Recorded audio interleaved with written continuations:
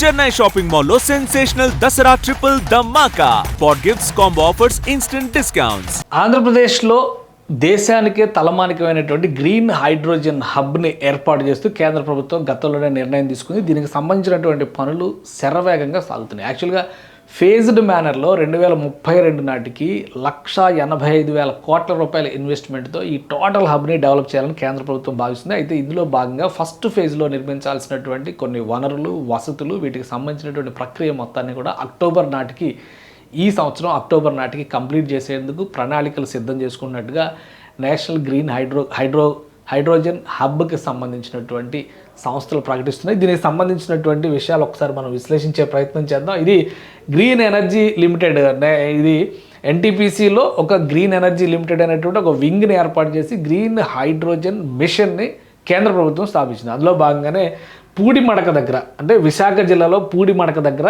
1,600 ఎకరాల భూముల్ని కేటాయించింది రాష్ట్ర ప్రభుత్వం. ఇక్కడ గ్రీన్ హైడ్రోజన్, గ్రీన్ అమ్మోనియా, అలానే సౌర విద్యుత్తు, పవన విద్యుత్తు, వీటన్నిటి కాంబినేషన్స్తో రెన్యూవబుల్ ఎనర్జీస్, అంటే పునరుత్పాదక విద్యుత్ ఉత్పత్తి జరిగేటువంటి వ్యవస్థలను అక్కడ ఏర్పాటు చేసేటువంటి ప్రక్రియ జరుగుతుంది. అందులో భాగంగానే ఈ కొత్త బోర్డు అక్కడ ఏర్పాటైంది. ఆల్రెడీ ఈ సంస్థకు సంబంధించినటువంటి కార్యకలాపాలని జనవరి 8వ తేదీన 2025 జనవరి 8వ తేదీన ప్రధానమంత్రి నరేంద్ర మోడీ పనులు ప్రారంభిస్తూ శంకుస్థాపన చేశారు.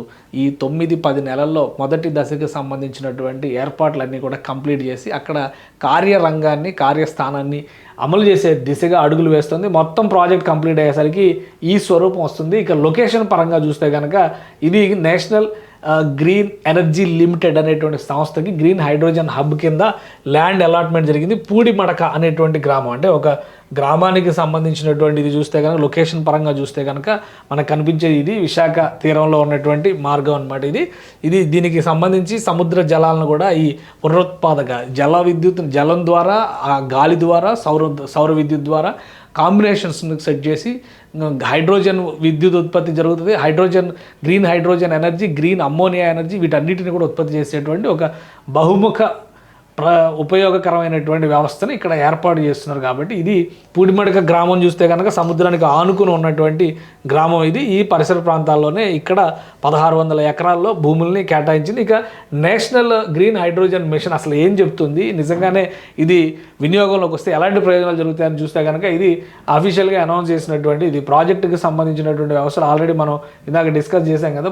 ప్రాజెక్టుకి సంబంధించినటువంటి వ్యవస్థలు మొత్తం రెడీ అయితే కనుక ఈ విధంగా తయారవుద్ది. ఇక్కడ పవన విద్యుత్తు, సౌర విద్యుత్తుకు సంబంధించినవి, అలానే వీటిని ఏ విధంగా స్టోరేజ్ చేయాలి, గ్రీన్ అమ్మోనియా స్టోరేజ్ పాయింట్స్, ఈ వ్యవస్థలు మొత్తాన్ని కూడా ఎస్టాబ్లిష్ చేస్తారు. డైరెక్ట్గా సముద్రంతో కనెక్టివిటీ ఉండేలాగా ఇక్కడ ప్రత్యేకమైనటువంటి వస్తువులు తీసుకొస్తారు. అందుకే 1,85,000 కోట్ల రూపాయల ఇన్వెస్ట్మెంట్ పడుతుందని చెప్పని చెప్పారు. సో ఇది దేశంలోనే గ్రీన్ హైడ్రోజన్ ఉత్పత్తిలో ఒక తలమానికమైనటువంటి వ్యవస్థగా మారుతుంది. అది విశాఖకి అతి సమీపంలో, విశాఖ నగరానికి అతి సమీపంలో ఉన్నటువంటి పూడిమడక దగ్గర ఏర్పాటైంది.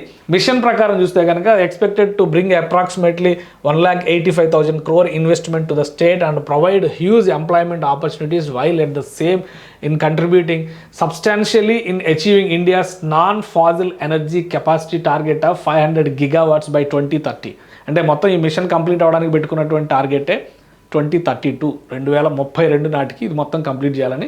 2030 నాటికి 500 గిగావాట్ల సామర్థ్యానికి గ్రీన్ ఎనర్జీస్లో ఎదగాలని చెప్పని భారతదేశం ఆశిస్తుంది. కాబట్టి అందులో భాగంగానే ఈ ప్రాజెక్ట్ని ఏర్పాటు చేశారు. 1,600 ఎకరాల విస్తీర్ణంలో ఉన్నటువంటి భూభాగంలో చివరికి ఏంటంటే నెట్ జీరో గోల్స్కి తీసుకురావడం అనేది ఇండియా చేస్తున్నటువంటి ప్రయత్నం. ముఖ్యంగా ఈ ఫాజిల్ ఎనర్జీస్ వలన జరుగుతున్నటువంటి నష్టాన్ని నివారించడంలో భాగంగానే ఈ హబ్ని డెవలప్ చేశారు. సో అక్టోబర్ నాటికి ఈ సంస్థ పూర్తి స్థాయిలో కార్యకలాపాలను ప్రారంభించబోతుంది. పూడిమడక కేంద్రంగా నేషనల్ గ్రీన్ హైడ్రోజన్ హబ్ కింద దీన్ని డిజిగ్నేట్ చేశారు. నిర్వహించేటువంటి సంస్థ కూడా ఎన్టీపీసీకి అనుబంధంగా ఏర్పాటైనటువంటి ఎన్జీఈఎల్ సంస్థ green energy limited, national green energy limited సంస్థ దీన్ని ఆపరేట్ చేస్తుంది. ఈ ఆపరేషన్స్ మొదలైన తర్వాత ఉద్యోగ అవకాశాలు కూడా పెరుగుతాయి. ఇది ఆంధ్రప్రదేశ్లో ఆర్థికంగా, ముఖ్యంగా ఉత్తరాంధ్రలో ఆర్థిక స్వరూపాన్ని మార్చేటువంటి ప్రాజెక్టుగా మనం చూడొచ్చు.